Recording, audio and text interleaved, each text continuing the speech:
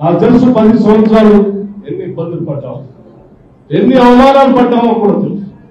ఎన్ని ఇబ్బందులు పడ్డా కాంగ్రెస్ పార్టీ జెండాలు వదిలిపెట్టకుండా ఆ జెండాలు పట్టుకొని పనిచేసిన నాయకులు కార్యకర్తలు జిల్లాలో వేల మంది వారందరి పేర్లు నాకు తెలిసి ఏ ఒక్కరు కూడా వదిలిపెట్టాం.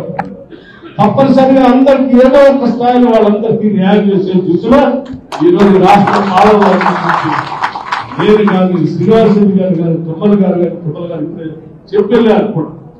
నేనెవరో దీంట్లో ఒత్తిడి కలిగించుకుంటా 10 సంవత్సరాలు కాంగ్రెస్ పార్టీ కోసం ఎవరైతే పనిచేశారో వాళ్ళకి న్యాయం చేస్తాం చేయడానికి కూడా వారు చెప్పారు. అట్లాగే శ్రీనివాస్ రెడ్డి గారు, అట్లాగే నేను కూడా తప్పనిసరిగా 10 సంవత్సరాలు ఈ పార్టీ నిలబెట్టడం కోసం భుజాల్లో మోసినటువంటి అందరినీ మరొకసారి నా హృదయపూర్వకమైనటువంటి అభినందనలు తెలియజేయడం కాకుండా తప్పనిసరిగా మీ అందరికీ న్యాయం చేస్తాం. పని చేస్తే చేసుకుంటూ పోతే తప్పనిసరిగా పార్టీలో పదవులు వేస్తారు. నాకు తెలుసు, మేము రాజకీయాలు మొదలుపెట్టినప్పుడు 1990లో అనేక సమస్యలు చూశాం. అనేక గ్రామాల్లో మేము తిరగటానికి వెళ్ళినప్పుడు ఆ గ్రామాల్లో ఉన్నటువంటి రాజకీయ పార్టీలు అసలు ఈ గ్రామాల్లోకి రావడానికి వీల్లేదని గ్రామాలు కూడా జెండా తీసుకొని వస్తామంటే జెండా జేబులో పెట్టుకుని దాన్ని ఊరు దాటిన తర్వాత జెండా పెట్టుకొని చెప్పినటువంటి గ్రామాలు కూడా మేము చూసాం.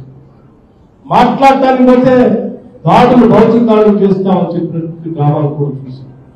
అనేక గ్రామాల్లో భౌతిక దాడులు కాంగ్రెస్ పార్టీ నాయకులు కార్యకర్తలు మరణిస్తే ఆ గ్రామంలో పోవడానికి భయపడుతున్నటువంటి పరిస్థితుల్లో నేను యువకులుగా ఆ రోజు 90 స్టిల్ రిమెంబర్